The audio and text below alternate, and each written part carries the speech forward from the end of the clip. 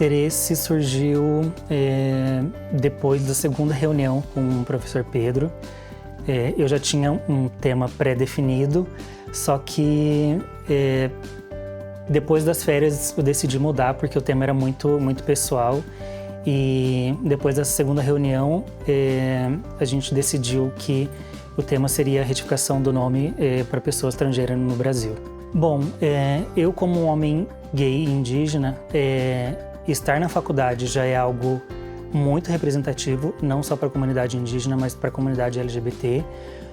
Quando eu apresentei meu trabalho, eu perguntei quantas pessoas trans e quantas pessoas gays a gente tem na FESP.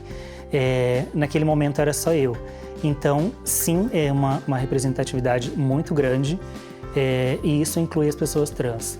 Durante a pesquisa, um dos focos é que a população trans ela está relegada ou à prostituição ou aos trabalhos relacionados à beleza. Não que não sejam trabalhos dignos, mas que a educação das pessoas trans no Brasil não é algo que é reforçado. Então, elas acabam indo ou para a prostituição ou na área da beleza. Tiveram alguns. A socióloga Berenice Bento, eu acho que foi o fundamental. E da área do direito, a Maria Berenice Dias é o que brilha o olho, assim, porque ela é extremamente esclarecedora, assim, ela não usa uma linguagem que você precisa procurar talvez um dicionário jurídico para você conseguir entender o que ela está falando. Então, ela fala de forma muito clara e ela é muito à frente do tempo dela. Então, ela poderia ser uma reacionária, mas ela tá muito à frente, principalmente na temática da população LGBT. Na minha primeira busca, eu estava em casa no sábado, falei, hoje eu estou em casa, vou começar a pesquisa, mas eu não vou escrever nada, eu não vou ler nada, eu vou primeiro pesquisar para saber onde eu estou pisando. E daí eu coloquei no Google transgênero, pessoas transgênero, e caiu um vídeo dela num evento da OAB, e daí eu falei, vou ouvir essa psicóloga. Assim que eu terminei de assistir esse vídeo, eu comecei a pesquisar os livros dela, e daí eu acho o que é a transexualidade, e alguns outros livros dela que eu inclusive usei no artigo. Então foi daí que foi surgindo, mas ela foi de extrema importância, assim como os da área do direito. Principalmente conversar com o teu orientador, escolher muito bem o teu orientador, com quem você tem mais afinidade. O professor Pedro, eu conversei com ele e falei, olha, eu quero que você seja o meu orientador, eu não quero ficar doente, mentalmente dizendo, na faculdade. Eu falei, é o último período, então assim, você tem várias preocupações do que você vai acabar a faculdade, daí assim, tem um mundo novo ali que você não sabe o que vai acontecer. Eu falei, então, eu não quero adoecer. Eu falei, então eu tô escolhendo você, porque para mim você foi um referencial de professor. Eu falei, então eu quero que você seja o meu orientador. Então, a dica que eu dou primeiro é escolher muito bem o teu orientador. O professor Pedro, ele deu aula pra gente de processo civil e eu lembro que ele desenhava o processo civil no quadro. E eu não me recordo de um outro professor, principalmente porque a gente passou pela pandemia, então nós tivemos aula online por um bom tempo e de repente vem o professor Pedro desenhando o processo civil no quadro e ele literalmente pega você pela mão e ensina o processo civil. E daí eu falei, cara, é isso pra mim é professor. Porque não adianta só você ficar na frente da sala e falando, e você não tem troca com o aluno, que é o que a Bell Hooks fala, que o Paulo Freire fala de você estar junto com o aluno e você transferir esse conhecimento não como um lugar de somente autoridade, mas como um lugar de troca de conhecimento. Então, por esse motivo, a escolha do professor Pedro faz muita diferença. Eu acho que o estar com as pessoas faz muita diferença, te dá mais gás. Claro que quando a gente voltou estava tudo muito meio estranho, mas depois você vai acostumando. Então, estar junto com as pessoas ali, você vê aquela movimentação, faz muita diferença do que você estudar online. Eu acho que aqui entra uma mistura da minha história de vida, da história de vida da minha família, de ser um dos poucos que se formaram, como eu disse para a professora Jéssica. Na minha família são poucas as pessoas que se formaram, então tem toda essa carga e sempre foi direitos humanos, sempre foi ligado por essa área. Da minha mãe sempre existiu. Não era da minha avó também, da minha avó paterna. Não era uma opção, por exemplo, faltar na escola. Dava 6 horas da manhã, minha avó dizia, levanta e vai para a escola. E não tinha, tipo, estou com dor de barriga, estou com dor de cabeça. Não, vai para a escola. Então, essa rigidez, ela veio desde pequena. Então, não havia opção de não estudar, porque sendo uma pessoa pobre e indígena, então assim, a única opção que você tem é estudar, então você vai para a escola sim. A escolha do direito veio, eu vim morar em Curitiba com 15 anos, eu tenho 39 hoje, e a gente teve uma situação familiar bem peculiar, e alguns direitos da minha mãe, tanto quanto o meu, eles foram sim, violados, e a gente não tinha ninguém para quem recorrer para dizer assim, o que eu posso fazer. A gente ficou literalmente ao Deus dará. E daí, nessa época, eu já fazia terapia, eu já tinha começado a fazer publicidade e propaganda, já tinha começado a fazer jornalismo e não era aquilo. E daí eu comecei a fazer administração. E daí eu tive, no primeiro período de administração, eu tive teoria do direito e tive mais uma matéria de direito. E eu fui muito bem. E daí eu falei, nossa, mas não pode ser. E daí eu conversei com uma professora que dá aula no curso jurídico, a Ana Paula Pavelski, um dia, e ela falou assim, André, as suas notas em direito, elas são muito boas. Será que talvez não seja o direito a tua área? E depois daquela conversa eu falei, putz, e agora? Falei, vou fazer o quê? E nessa época eu não tinha o FIES ainda, eu tinha só o ProUni e já era pesado pagar a mensalidade. E daí eu voltei para a terapia e falei, olha, eu acho que não é administração, porque eu odeio matemática desde pequeno. Eu falei, então, a administração é matemática. Eu falei, e aí, o que a gente faz? Ela falou assim, vamos fazer o seguinte, vamos fazer um teste vocacional? Eu falei, vamos, eu não sei o que é, mas vamos fazer. Daí a gente fez esse teste vocacional. Quando ela me entregou o resultado, eu fiquei de boca aberta, porque deu direito em primeiro, segundo e terceiro lugar. E em último lugar deu assistência social. Então, era para ser o direito. Eu acho que falta alguma coisa no antes, porque eu disse pro professor Edson, eu falei, professor, é muito estranho você chegar no 9º período e no 10º você ter que entregar um TCC. Eu falei, porque na minha visão, a faculdade pública ela te incentiva muito mais a você produzir, a você escrever, do que a faculdade particular. Eu falei, então, quando você chega nessa reta final, você fala, você tem que entregar um TCC. Eu lembro que o professor Edson disse no 9º período, não, vocês precisam publicar, vocês precisam escrever. Deu, o que esse homem tá falando? Escrever o quê? Publicar o quê? Eu falei, tipo, agora, no final, eu falei, quem que vai querer? Eu falei, tá todo mundo sobrecarregado, querendo fazer OAB. Eu falei, e daí a gente começa a ter aula com o professor Edson e a tua cabeça fala, nossa, eu posso escrever? Cara, que bacana que é escrever, porque, assim, são 5 anos de faculdade, então, assim, você vai pegando um punhado de conhecimento, a tua cabeça vira um leque de um monte de conhecimento e daí você fala, tá, eu vou fazer o que com isso? Então, é ótimo escrever, mas assim, eu acho que precisava ter uma base sólida ali já no segundo período, no terceiro, sei lá, uma eletiva talvez, para já ir preparando para que não torne essa coisa absurdamente pesada e tipo, não use inteligência artificial, não vai fazer não sei o quê, não vai comprar o TCC. Então assim, eu vi gente passando mal de tipo, ter que apresentar, então você vai ser advogado, você vai ser juiz, ser promotor, você vai trabalhar em outra área, você vai ter que se apresentar de algum modo. Então, me apresentar nunca foi um problema, assim, porque eu já treinava isso na outra faculdade. Então, dá aquele frio na barriga de você se apresentar, principalmente para a banca, porque tem uma formalidade, você tem medo de falar alguma besteira, mas é isso, uma hora você vai ter que se expor, você escolheu o direito e o direito é se expor, então é difícil, dá um nervoso, eu suei, fiquei todo suado, minha camisa ficou toda molhada, mas é isso, é um trabalho seu, do teu orientador e de um outro professor, mas que no final você fala, nossa, eu consegui, assim, teve dias que eu acordei 4 horas da manhã para entregar um bom trabalho. Eu disse pro orientador, eu não quero entregar um trabalho medíocre, eu quero entregar um ótimo trabalho. Eu falei, então, eu corri atrás de vários professores, olha, você pode me ajudar? Como é que faz? Faz assim, faz assado? Então, eu não queria entregar um trabalho medíocre, eu queria entregar um trabalho muito bom e eu corri atrás disso. Eu acho que ter chegado ao fim. E olhar toda a trajetória e falar, cara, eu consegui. Eu acordei 4 horas da manhã, eu chorei.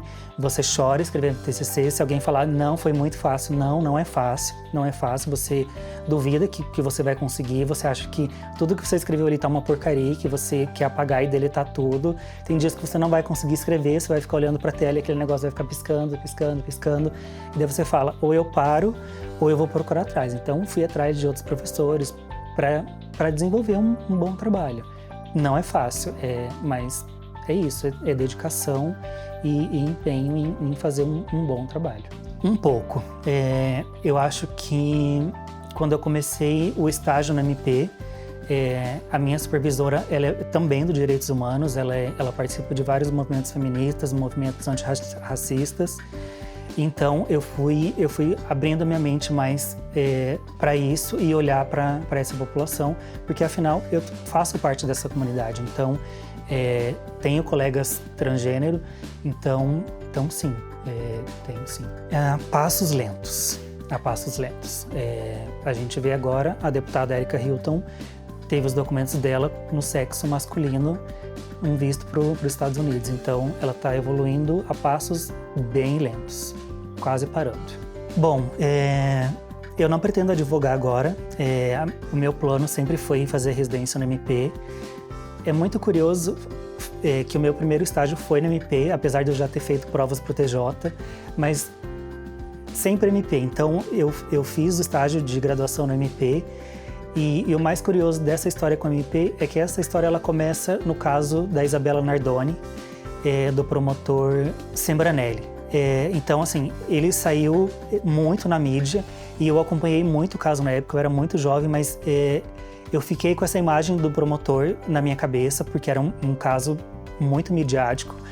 E daí eu começo a fazer estágio de graduação no MP e eu começo a ver algumas coisas dentro do MP de proteção ao direito das pessoas, de uma comunidade inteira. E daí eu falo, eu acho que eu quero continuar nisso. Então, não vou advogar quando eu me formar, mas eu quero fazer residência no MP. Então, o meu plano já na graduação era, vou terminar a graduação e vou fazer residência ou no TJ ou no MP. Então, falei, vou continuar no MP. Estudei esses 4 meses e consegui a vaga de residência no MP na Promotoria de Proteção à Pessoa com Deficiência. A princípio, elaboração de peças ministeriais, atendimento ao público e a coleta de termos de declaração, acompanhamento nas unidades de proteção às pessoas com deficiência junto com o promotor, minuta de peças, de pareceres. Então, a princípio, é isso. E essas visitas, elas são, acho que, de muito enriquecimento. Assim, quando você sai da faculdade, você vai para a comunidade. No meu estágio de graduação, a gente fazia visita, atendimento descentralizado, e é onde você literalmente vê que o direito ele vai até as pessoas, porque fora disso você não sabe, você não conhece. Então, você sai daqui da faculdade e você fala, não, realmente, quem precisa não tem acesso. Então, o lado ótimo do MP é esse, você vê literalmente o Ministério Público atuando em benefício da comunidade e dos cidadãos. Bom, para eles é motivo de muito orgulho, principalmente para minha mãe. A minha mãe é doméstica, foi empregada doméstica, então para ela ter um filho formado é muito orgulho. Para o meu marido, mais ainda, para minha sogra, para o meu sogro, é muita emoção. Minha sogra fala, porque meu genro trabalha no Ministério Público. Eu falo, não, calma, não pode ser assim. Mas é motivo de orgulho, é motivo de muito orgulho. A minha história com a FESP, ela é longa, ela não é da graduação de agora. O meu primeiro contato com a FESP foi em 2009. Eu já tinha uma colega que fazia direito aqui. E daí eu tava nessa de jornalismo, publicidade, para onde que eu vou, e ela já tava fazendo faculdade aqui, ela já estava trabalhando no escritório de advocacia, e daí eu tava nessa de ProUni ainda, e daí eu falei, acho que eu vou pra FESP, falei, é isso.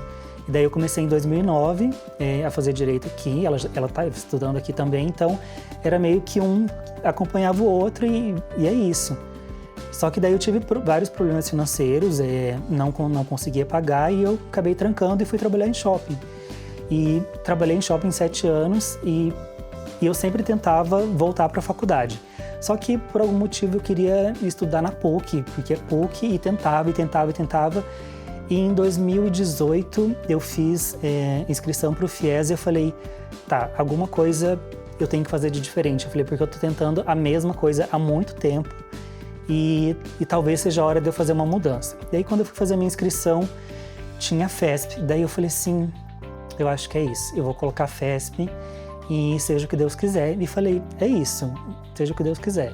E saiu o resultado e meu ProUni saiu para a FESP, então eu tinha a bolsa e tinha o financiamento para estudar na FESP.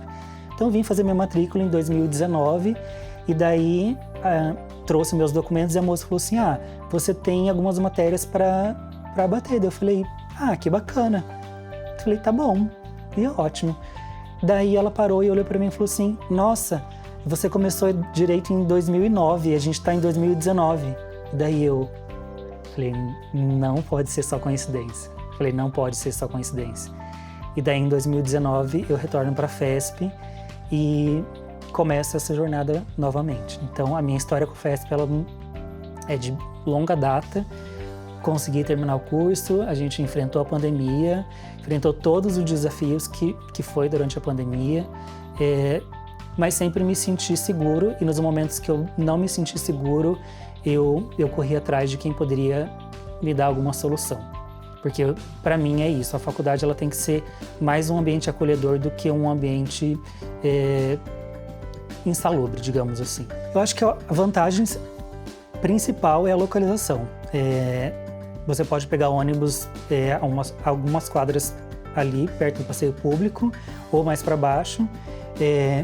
Eu vinha do estágio a pé, então é muito mais fácil do que se eu tivesse que estudar, por exemplo, no Campo Comprido, ou se eu tivesse que estudar no Tarumã, eu teria que atravessar a cidade e ainda assim chegar atrasado. Então, eu acho que o ponto positivo é a localização.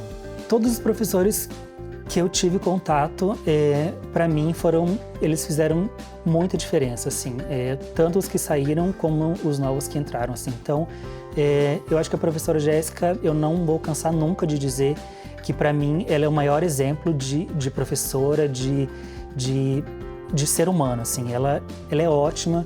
O professor Pedro também, assim, a forma como ele ensinou, o período que eu estudei, eu acho que nunca nenhum professor fez isso, de pegar você na mão e falar assim, olha, você vai fazer assim, ó, é assim que tá certo, faz e deixa eu ver de novo. É isso, essa transmitir o conhecimento junto com você. Então, assim, os professores, é isso, eles são preparados para isso. Eu acho que o direito sempre vai valer a pena. Muito se fala que a gente tem muito advogado, é mais advogado por habitante do que outra coisa, mas o direito ele tem um leque infinito de possibilidades.